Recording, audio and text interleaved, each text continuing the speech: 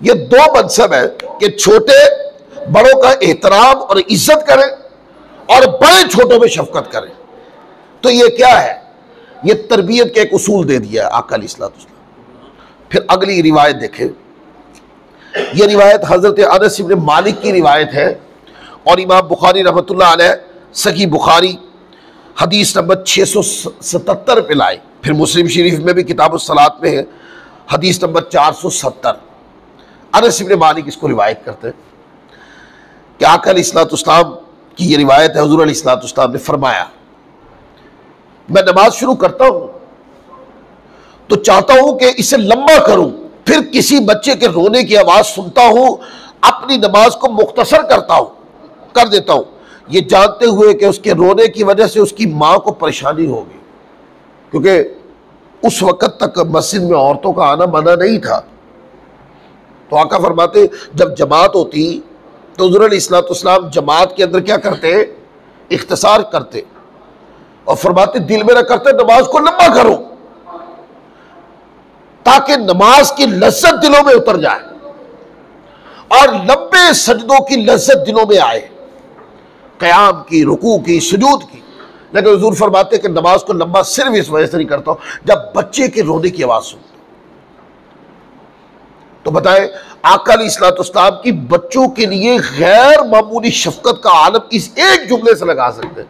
हुज़ूर फरमाते हैं कि बच्चे की रोने की वजह से मेरी रहमत मुझ पे गलबा करती है, मैं नमाज को मुख्तसर कर देता हूं। अब यहां पे जो समझने वाली बात है वो ये है, देखिए आप नमाज को लंबा भी कर सकते हैं पर नमाज को मुख्तसर भी करना चाहिए।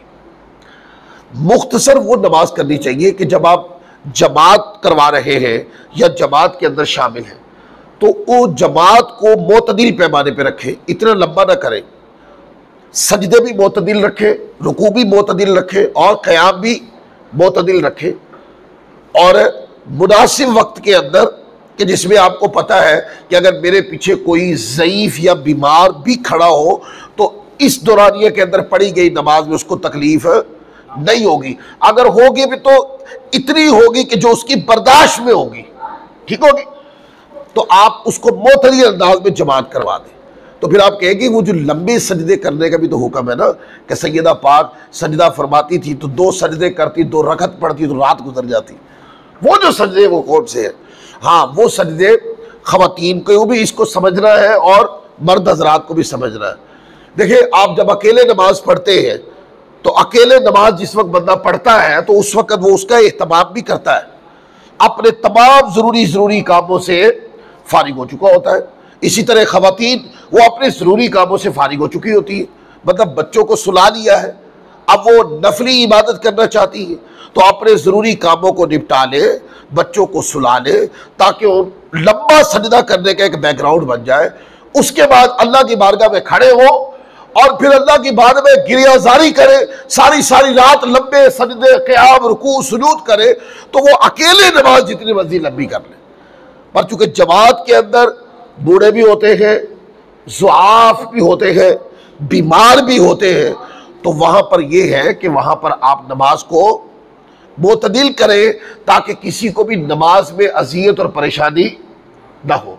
तो आका फरमाते हैं कि मैं नमाज को मुख्तसर कर देता हूं जब मैं बच्चों के रोने की आवाज़ सुनता हूं, कि इस बच्चे की आवाज़ सुनकर, क्योंकि माँ रहम दिल होती है, तो इस बच्चे की आवाज़ सुनकर इसकी माँ पर क्या गुजर रही होगी, लिहाजा नमाज को मुख्तसर कर देता। फिर आगे एक और रिवायत है, वो भी इसी से मिलता जुलता मफहूम है इस रिवायत का। इस रिवायत को इमाम मुस्लिम किताब सलात में लाए, हदीस नंबर 470 है, ये उसी का हिस्सा है।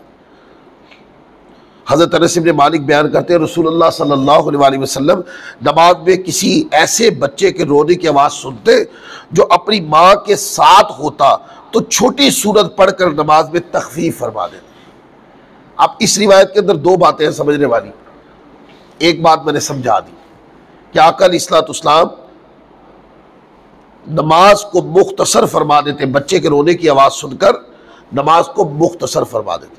अब इस रिवायत के तहत देखा जाए कि आका फरमाते हैं इस रिवायत के मुताबिक बच्चे हुजूर अलैहिस्सलाम के दौर में भी मस्जिद में आकर नमाज पढ़ते थे, और सरपरस्त हजरात जो है वो बच्चों को अपने साथ ले आया करते थे। यानी सहाबा किराम सहाबियात अपने साथ बच्चों को ले आते और नमाज पढ़ने के लिए बच्चे को या बच्ची को, छोटे बच्चे को घर में तो नहीं छोड़ा जा सकता ना अकेला, तो साथ ले आती और मस्जिद के अंदर बच्चे की रोने की आवाज आती। ये रिवायत बता रही है कि ये जो रोने की आवाज है ये मस्जिद नबवी में किसी घर से नहीं आती थी। मस्जिद नबवी के अंदर जो नमाजी सहाबा या नमाजी खवातीन सहाबियात तशरीफ लाती, उनके साथ बच्चे होते, तो आका फरमाते रोने की आवाज आती तो आप छोटी सूरत पढ़ के नमाज को मुख्तसर फरमा देते। आज इस पर थोड़ी बात करें।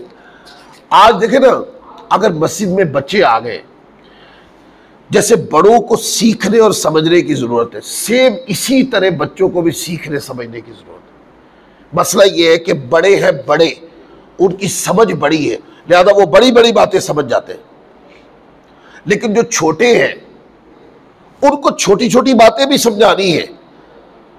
और अगर ये कह दिया जाए कि बच्चा मस्जिद में आया, थोड़ी गलती की और आपने समझाना नहीं, आपने थप्पड़ मार के मस्जिद से बाहर निकाल देना है, तो फिर ये नमाजी कैसे बनेंगे? इन बच्चों के मुस्तकबिल में मस्जिद की मोहब्बत कैसे आएगी? नमाज का दर्द कैसे पैदा होगा? घर से माँ बाप बच्चे को जुमे वाले दिन या इसके अलावा तैयार करके मस्जिद ही भेजते हैं ना, कि बेटे जाओ मस्जिद में जाकर नमाज पढ़ो जाकर।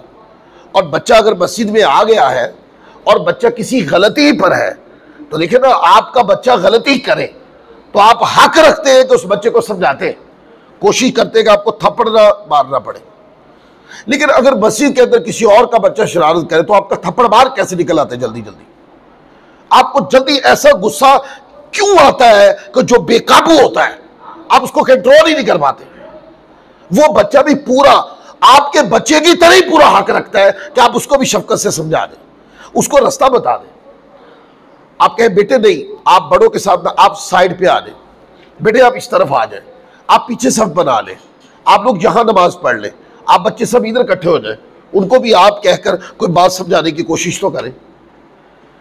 यही बच्चे कल बड़े होंगे तो इसी मस्जिद के या जहां जहां बच्चे उसी मस्जिद के नमाजी बन जाए। अगर मुझसे पूछा जाए तो मैं भी कभी बच्चा था, हम अपने आप सबसे पूछे तो एक दिन हम भी बच्चे थे, आज हम बड़े नमाजी बन गए। जब हम बच्चे थे तो जो हमारे बड़े थे वो बड़े नमाजी थे। तो ये तो नस्ल दर नस्ल ऐसा होता रहा है। अगर मुझे भी मस्जिद में कोई बंदा थप्पड़ मार के मस्जिद से निकाल देता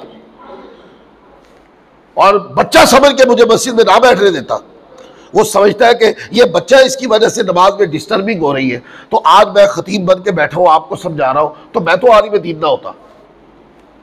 इसका मतलब ये है, मैं मस्जिद में आया और बकिया मस्जिद में नमाजी नमाज पढ़ते थे, अगर मैं कोई गलती करता था तो वो नमाजी मुझे समझा देते थे और वो दुरुस्त तरीका बता देते थे, बेटे इसको इस तरह नहीं, ऐसे कर ले। तो सिखाते सिखाते कभी समझ छोटी थी, फिर समझ बढ़ती चली गई, और बढ़ते बढ़ते फिर नमाज से मोहब्बत होने लग गई। फिर कुछ असातिज़ा का करम हुआ, उन्होंने सिखाया। फिर मस्जिद की अजान आती, पहले तो मस्जिद की अजान की अहमियत छोटे होने की वजह से समझ नहीं आती थी, लेकिन जब असातिज़ा ने ये दिल में डाली तो मस्जिद में आने जाने का माहौल तो पहले से ही था। अब उस अजान की अहमियत की समझ आना शुरू हुई, फिर साथ के साथ नमाज की अहमियत शुरू हुई, फिर क्या है, पूरी नमाज पढ़ने के जज्बात पैदा हुए, और करते करते वक्त गुजरता गया और मैं भी एक नमाजी बन गया। तो कोशिश कर, ये वो चीज है, आका अलैहिस्सलाम की एक भी हदीस नहीं है इस पर कि हुज़ूर अलैहिस्सलाम ने बच्चे को जो है ना सख्ती के साथ मस्जिद से निकाल दिया। हाँ, जो मस्जिद में आ गया है ना बच्चा, आका अलैहिस्सलाम ने उस पर रहम फरमाया है, करम फरमाया है, अपनी तरबियत से जैसे बड़ों को सींचा है छोटों को भी सींचा है। अनस इब्न मालिक रज़ियल्लाहु ताला अन्हु की रिवायत में कई बार सुनाया, 10 साल हुज़ूर अलैहिस्सलाम की खिदमत के अंदर रहे। आपकी जो वालिदा मोहतरमा थी हज़रत उम्मे सुलैम रज़ियल्लाहु ताला अन्हा, और वो हुज़ूर अलैहिस्सलाम की अज़वाज मुतहरात और सय्यदा पाक के घर में उनका आना जाना बहुत था, और वो इस तरह ख़वातीन सहाबियात के साथ भी और अज़वाज मुतहरात उम्महातुल मोमिनीन रज़ियल्लाहु ताला अन्हुन्ना और हुज़ूर अलैहिस्सलाम की शहज़ादी सैयदा फ़ातिमा ज़हरा रज़ियल्लाहु ताला अन्हा के यहाँ आती जाती और कामों में मुआवनत फरमाती। कोई काम भी अगर खिदमत का मिल जाता तो फरमाती और आका अलैहिस्सलाम की बारगाह में भी हाजिर हुआ करती। तो अपने बेटे को, क्योंकि अक्सर इन्हीं घरों में आना जाना उनका रहता था और हुजूर की खिदमत में और अज़वाज मुतहरात की खिदमत में और शहज़ादियान की खिदमत में वो पेश पेश रहती थी। एक दिन अपने बेटे को, हज़रत अनस इब्न मालिक रज़ियल्लाहु ताला अन्हु को, छोटे बच्चे थे 10 साल के, तो साथ ले आई और हुजूर की बारगाह में पेश कर दिए। अर्ज़ की या रसूलल्लाह, ये बच्चा है, बेटा है मेरा, तो अपनी खिदमत में बतौर ग़ुलाम कबूल फरमा ले, अपनी खिदमत में कबूल फरमा ले आका। ये आपके साथ, आपके दर दौलत, आपके का शान अक़दस में रहेगा, तो जो भी काम होगा हुजूर इसको फरमाइएगा। ये अगर आपकी खिदमत करे तो हमारी इससे बढ़कर कोई सआदत नहीं है। आका अलैहिस्सलाम ने ये समझ कर के ये बच्चा रद्द थोड़ी किया, ये बच्चा, इसको क्या करना आता है। ये जुमले जो आज हम बोलते हैं, नहीं वो बच्चा है, क्या उसको सिखाया जाए, वो हक नहीं रखता इसका, उसको समझाया जाए, वो हक नहीं रखता, हक रखता है वो। तो आका अलैहिस्सलाम ने कबूल फरमा लिया। अब अनस इब्न मालिक खुद बयान करते हैं, फरमाते हैं कि कभी भी कोई काम मुझसे गलत हो जाता ना, बच्चे थे ना, अभी सीख रहे थे, तो सीखता सीखता बंदा सारी जिंदगी सीखता ही रहता है यार। सबसे बड़ी गलती पता क्या है, सबसे गलत सोच ये है कि बंदा ये कहे मैं सब सीखा हुआ, सब जो कुछ भी नहीं सीखा हुआ है, और जो कहे ना मुझे आखिरी सांस तक सीखना है, उससे समझदार बंदा कोई नहीं। कहा ना, इल्म तीर हासिल करो महद से लेकर लहद तक, झूले से लेकर कब्र तक सीखे। बंदा वही अच्छा जो अपने आप को जिंदगी के हर लम्हे में तालिब इल्म बना के रखे। वो कहे मैं स्टूडेंट हूं, मैं तालिब इल्म हूं। तालिब इल्म का माना जिसको इल्म की तलब है, यानी जो सीखना चाहता है, जिसने अपने अंदर यह गुंजाइश रखी है कि सीखने की बात मुझे जहां से भी दस्तयाब होगी मैं सीख लूंगा। तो अनस इब्न मालिक फरमाते हैं कि कुछ भी गलत हो जाता ना कभी, तो आका अलैहिस्सलाम का अंदाज ये था, हुजूर ने कभी नहीं फरमाया उफ ये क्या किया आपने, है ये किससे पूछ के किया आपने, आपको ऐसा किसने कहा था करो। ये जुमले है ना, है ये डांट के लिए जुमले इस्तेमाल होते हैं। अनस इब्न मालिक कहते हैं हुजूर ने जिंदगी में कभी ये फरमाया ही नहीं। 10 साल में हुजूर अलैहिस्सलाम की बारगाह में रहा, यानी ये वो 10 साल है कि यही वो 10 साल थे कि मैं लड़प्पन से जवानी की तरफ चढ़ा। कभी ज़ुबान रिसालत से ये जुमले नहीं निकले। हाँ, आका अलैहिस्सलाम क्या फरमाते किस तरह, सिखाते कैसे, वो ये होता होगा कि अनस इब्न मालिक अगर उससे कोई काम गलत हो जाता होगा, ज़रूर फरमा देते होंगे बेटे इसको ऐसे नहीं, आप इसको ऐसे कर सकते हैं, ये काम इस तरह ठीक नहीं होता, इसको इस तरह ठीक कर सकते हैं। अब देखें ना, अगर एक मिसाल है, ये काम गलत कर दिया किसी ने और हमने उसको सिर्फ मार धाड़ करके छोड़ दी, आप क्या समझते हैं वो दोबारा गलत काम नहीं करेगा? ये तो लॉजिक ही नहीं है, वो करेगा फिर, क्योंकि वो काम सही कैसे करना है आपने ये तो सिखाया ही नहीं, आपने मार मार के दुर्गत बना दी है उसकी। भाई वो आइंदा इस गलती से बचेगा, बचना तो सिखाया ही नहीं, आपने गलती के ऊपर मार लिया है। होना ये चाहिए कि गलती के ऊपर सिखाएं कि बेटे ये गलत है, दुरुस्त ये है, और फिर दुरुस्त काम की प्रैक्टिस करवा दें थोड़ी सी, आप जरा करके दिखाएं, मुझे समझाएं आप कैसे करेंगे, अगर दोबारा गलती हो तो इसको ठीक कैसे करेंगे। इस अंदाज में अगर किया जाए तो इससे तरबियत होती है, इससे आप आहिस्ता आहिस्ता आहिस्ता आहिस्ता अकल में इजाफा कर सकते हैं, जिसको जो सीख रहा है उसके तजर्बे में इजाफा कर सकते हैं। आप इस पर रिवायत लें, एक रिवायत और है, हज़रत अब्दुल्ला बिन अमर रिवायत करते हैं इसको, और ये रिवायत इमाम अहमद बिन हम्बल ने मुस्नद अहमद बिन हम्बल में हदीस नंबर 7073 पे रिवायत की। सुनन अबी दाऊद किताबुल अदब में भी ये रिवायत है 4941, तिरमिज़ी में भी है किताबुल बिर के अंदर हदीस नंबर 1920, और फिर कई जगह, यानी इमाम बुखारी इसको अल अदबुल मुफरद में भी अब्दुल्ला बिन अमर रज़ियल्लाहु ताला अन्हु रिवायत करते हैं, बयान करते हैं कि रसूलुल्लाह सल्लल्लाहु अलैहि वसल्लम ने फरमाया, वो शख्स हम में से नहीं, ये जुमले बड़े तवज्जो तलब, फरमाया वो हम में से नहीं जो हमारे छोटों पर रहम न करे और हमारे बड़ों की कदर व मंजिलत को न पहचाने। बतौर कानून, तरबियत के कानून के आका अलैहिस्सलाम ने नाफिज फरमाया, हम में से नहीं, वो हमारी सुन्नत पे नहीं, हमारे तरीके पे नहीं, वो हमारी तरबियत से दूर हो गया, कुछ नहीं सीखा उसने हमसे, जो अपने छोटों पर रहम न करे और वो अपने बड़ों का अदब न करे। अब दोनों पार्ट्स के ऊपर गौर करो। जिनको माँ बाप का अदब और एहतराम और बड़ों का अदब और एहतराम नजर नहीं आता ना, वो भी आका के इस फरमान के ऊपर गौर करें। और वो बड़े जिनको छोटों पे प्यार आता ही नहीं है, वो भी करें। छोटे प्यारे ही होते, प्यार उन्हीं से ही करते, छोटों से ही प्यार करते। और जो बड़े होते हैं वो इज्जत की जगह होते हैं, उनका अदब किया जाता है। अब हमारे यहाँ ना अदब के तरीके भी मुंतखब कर लिए गए हैं कि ये मेरे चचा हैं तो ये अदब के लायक है, ये मेरे ताया हैं तो इनका अदब किया जाएगा, और ये मेरे दादा है, ये मेरे नाना है, ये मेरे वालिद गिरामी है, ये बड़े भाई हैं मेरे, इनका अदब किया जाएगा। और मोहल्ले में इसके अलावा कोई और है तो इसका अदब कौन सा ज़रूरी है, कौन सा हमारा रिश्तेदार है। यहाँ कोई रिश्तेदारी मेंशन की है हुजूर ने? बोलिए, रिश्तेदारी तो मेंशन नहीं की। आज से 20 साल पीछे चला जाए, गालिबन शायद कि मैंने अपने बचपन में इस तरह के बहुत सारे वाकयात देखे हैं, तो तब बड़ों का अदब किया जाता था, यह रिश्तेदारी कोई नहीं समझता था। मोहल्ले के अंदर कोई भी बड़ा होता तो सारे बच्चे उनका एहतराम करते कि ये बड़े। ये जो फर्क आ गए है ना, ये फर्क सिर्फ ये है कि घरेलू तरबियत में फर्क आ गया है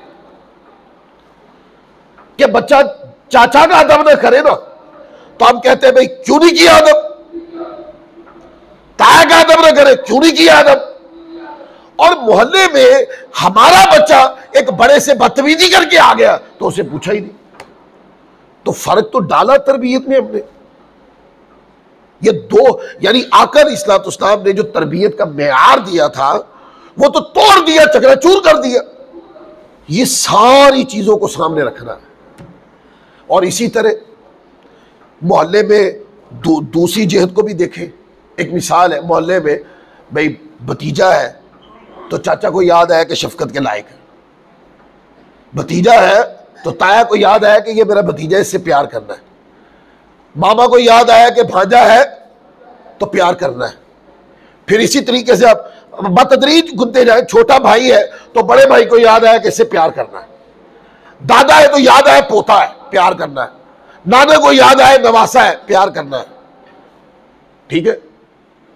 और अगर किसी और का बच्चा आ गया है, गलती अपना बच्चा करे तो उसको तो झड़कते भी नहीं हम, और उसको कहते हैं बेटे ये आइंदा ना करना है। और अगर उसी नौइयत की गलती किसी और के बच्चे से हो जाए तो उसको थप्पड़ तक रसीद करते हैं हम। हमारा भी तो मेयार ठीक नहीं है ना, हम भी अपने मेयार से गिरे। अगर हम मेयार से ना गिरते तो शायद तरबियत के नुकसानात इतने ज्यादा ना सामने आते। बड़ों को बड़ा बनना है, बच्चा किसी का भी है, बड़ों का जो मनसब है वो शफकत करना है। इसमें रिश्तेदारी को निकाल दे बाहर। जो बड़ा है उसने छोटे में शफकत ही करनी, उसका सूरत कोई भी है। और जो बड़ा है छोटे को उसका अदब ही करना है, बड़ा रिश्तेदार हो या ना हो। यार मुसलमान मोमिन तो है ना, इससे बढ़कर क्या रिश्ता हो सकता है। तो माशरे में ये चीजें, ये इकाइयां, ये कदरें जिंदा करनी पड़ेंगी। तो ये शफकत का, मोहब्बत का, मिलनसारी का ये जो जुनून था तरबियत से, आका अलैहिस्सलाम की तरबियत से मिला था, ये आज तबीयतों में मदम नहीं होना चाहिए। अगर ये मदम हो गया ना तो मुआशरे की अखलाकी कदरें पहले ही गिर चुकी है, जो थोड़ी बहुत ही बच गई है ये भी खत्म हो जाएगी।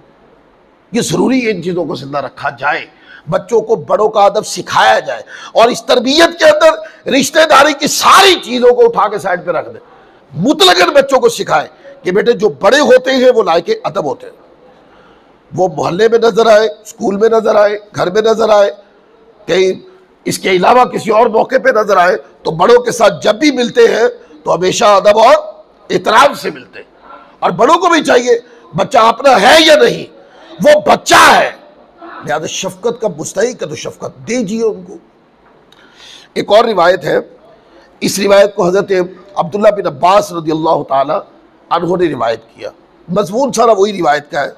मैं चाहता हूँ कि ये पढ़ूँ, इससे ये माना अखज़ करना चाहता हूँ कि ये तरबियत आका अलैहिस्सलाम ने किसी एक मुकाम पर नहीं फरमाई, ये बहुत ज़्यादा जगहों पर हुज़ूर अलैहिस्सलाम की ज़ुबान मुक़द्दस से ही जुमले निकले हैं।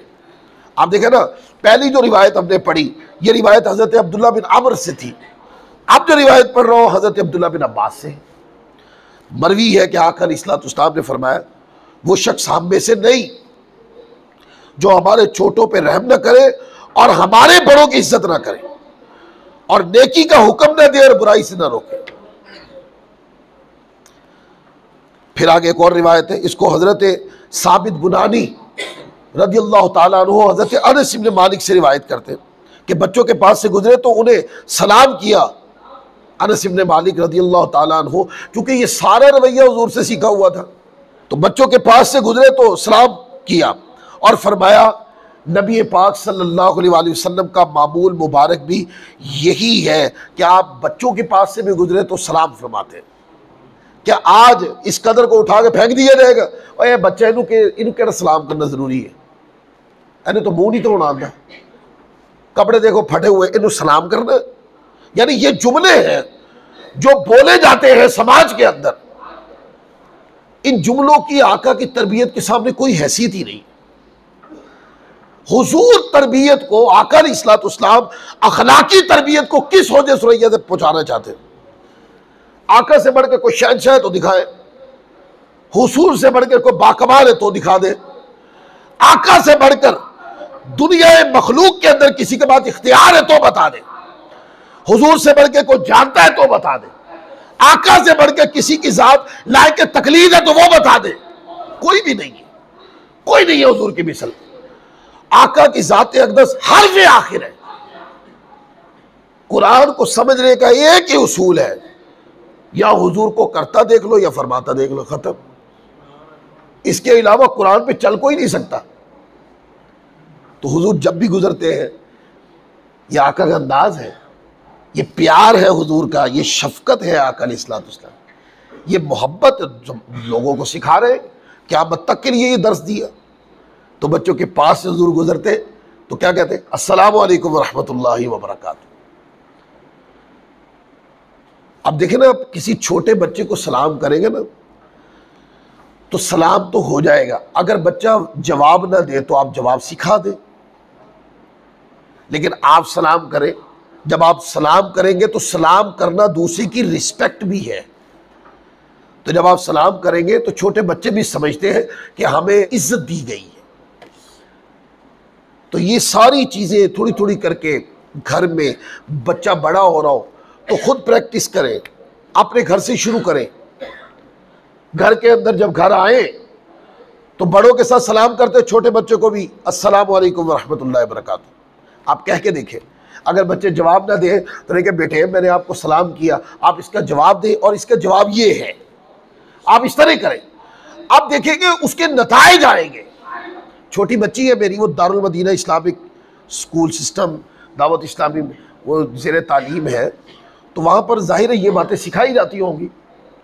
तो एक दिन ऐसा हुआ, मैं बैठा मुताला कर रहा था तो बच्ची स्कूल से पढ़ के आई, तो मैं किताबों में गुम था, मेरी तवज्जो नहीं गई, तो बच्ची ने आकर मुझे कहा अस्सलामु अलैकुम व रहमतुल्लाहि व बरकातुहू। मैंने जवाब नहीं दिया, यानी मेरी तवज्जो उसी वो जो ज़ेर मुताला बात थी उसके अंदर मैं बहुत मदहोश हुआ था। तो मेरी बच्ची ने करीब आकर कहा कि बाबा ये अस्सलामु अलैकुम का जवाब तो वालेकुम अस्सलाम, पर आपने तो कहा ही नहीं। तो मैंने फौरन बच्ची से कहा, बेटे सॉरी, अब आप सलाम करो। उन्होंने सलाम किया, मैंने जवाब दे दिया। यूं छोटी छोटी प्रैक्टिस कौन करवाएगा? हम करवाएंगे, घर के बड़े करवाएंगे। ये भी शफकतों के अंदाज है जो सुन्नत नबवी सल्लल्लाहु अलैहि वसल्लम ने हमें सिखाए हैं। तो ये छोटी छोटी बातें आप आज हमारे ऊपर ना जो मगरबी कल्चर का गलबा होता जा रहा है, उसकी वजह यह है हम इस्लामिक कल्चर बताते नहीं हैं। तो बच्चे मोबाइल से जो भी सीखते हैं वो फिर सीखे जा रहे हैं। तो थोड़ा थोड़ा करके एक एक जुमला आसान आसान करके बच्चे खाना खाएं। तो आप साथ बता दें, बेटे खाना कैसे शुरू करते हैं, बिस्मिल्लाहिर्रहमानिर्रहीम पढ़ के खाना शुरू करें। और जब बच्चे करीब बैठे हो तो ज़रा बुलंद आवाज़ से पढ़े, ताकि बच्चों को पता चल जाए भाई वालिद साहब जब खाना शुरू करते हैं तो अंदाज ये है, बिस्मिल्लाह शरीफ पढ़ते हैं, साथ दुआ भी पढ़ ले, बिस्मिल्लाह वाला बरकतिल्लाह ये पढ़ ले। अगर ये भी नहीं आती तो बिस्मिल्लाह खुद भी दुआ है तरबियत के लिए, बिस्मिल्लाहिर्रहमानिर्रहीम। और साथ कोई भी उठाकर लुकमा खाएं, या वाजिदू अल्लाह का बाबरकत और पाक नाम है, पढ़े साथ। कोई भी लुकमा ले तो या वाजिदू पढ़ दे। वैसे ये बुलंद आवाज से पढ़ना जरूरी नहीं है, लेकिन बच्चों के सामने पढ़े। बच्चे पूछेंगे ना कि वालिद गिरामी ये क्यों कर रहे हैं आप ये क्या पढ़ रहे हैं? तो कहे बेटे जब भी कोई लुकमा उठा के खाते हैं तो अल्लाह का पाक नाम लेते हैं, अल्लाह का बाबरकत नाम लेते हैं। या वाजिदू ये अल्लाह का बाबरकत नाम है, तो इससे ले तो बरकत ज्यादा होती है खाने के अंदर। बच्चे भी देखा देखी शुरू।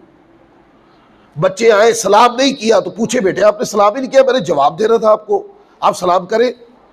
वो सलाम करेंगे, आप जवाब दे दें। छोटी छोटी चीजें, मेराज नबी का दिन आ गया तो 2 लफ्जों में कोई नई बात सिखा दे। बेटे मेराज का मतलब यह है कि इस रात हमारे प्यारे आका सल्लल्लाहु अलैहि वसल्लम को अल्लाह ने आसमानों पर बुलाया था सैर के लिए, शब बरात आ गई है। एक जुमले में बता दे कि बेटे ये अल्लाह की बारगाह में इबादत करने की रात है, रमज़ान मुबारक आ जाए तो बताए कि बेटे ये अल्लाह का महीना है, इसमें हम अल्लाह ताला की याद और अल्लाह की इबादत करते हैं। छोटी छोटी चीज़ें बच्चों के पे आप मन में दाखिल करते चले जाए। आप देखिएगा बच्चे की उम्र 12-14 साल हो गई, उसके बाद वो खुद तैयार हो जाएगा कि मैंने मस्जिद से जाके क्या चीज़ सीखनी है और मदरसे से जाके मैंने क्या चीज़ सीखनी है। हमेशा बड़े बड़े उलमा, बड़े बड़े आइम्मा हदीस, आप इनकी हिस्ट्रियों को पढ़ के देखें, इनकी सवादेह पढ़ के देखें, आपको नजर आएगा कि इनके वालिदैन ने इनको ऐसे छोटे छोटे जुमलों से सिखाना शुरू किया था। और छोटे छोटे जुमले जब वो जवाब हो गए तो वो इल्म का एक समंदर बने, इमाम इल्म बन के सामने है, फिर दीन मतीन की खिदमत की उन्होंने। तो लिहाजा ये हक हमारे ऊपर है, ये जिम्मेदारी हमारे ऊपर है। लिहाजा हम इसको जितने खूबसूरत अंदाज में शुरू करेंगे ना, यानी बच्चों को जितना दीन, मोहब्बत, प्यार और ये छोटी छोटी बातें सिखाएंगे, बच्चे जैसे ही शऊर की उम्र में आएंगे तो उनको बड़ों का अदब सिखाना नहीं पड़ेगा, ऑलरेडी इसके अंदर बड़ों का अदब सीख चुके होंगे। और आपको ये कहना नहीं पड़ेगा कि मेरी औलाद मेरा कहना नहीं मानती, मेरी औलाद मेरे आगे बोलती, ये जुमले नहीं कहने पड़ेंगे, बल्कि आप कहेंगे कि मैंने जिस इखलास की बुनियाद पर अपने बच्चों की तरबियत को शुरू किया है, आज मैं उसका फल काट के खा रहा हूँ कि मेरी औलाद जो है मेरे आगे कदम नहीं रखती है, मेरी औलाद मेरा हमेशा अदब करती है, मेरे फैसले का एहतराम करती है। ये सारे जुमले जो है ना आपके लिए फिर ये ऐसे अजनबी जुमले नहीं होंगे। आप कहेंगे कैसे ये अजनबी जुमले हो सकते हैं, ये तो मैं रोज़ाना ही सुनता हूँ घर में। अल्लाह ताला अज़्ज़ व जल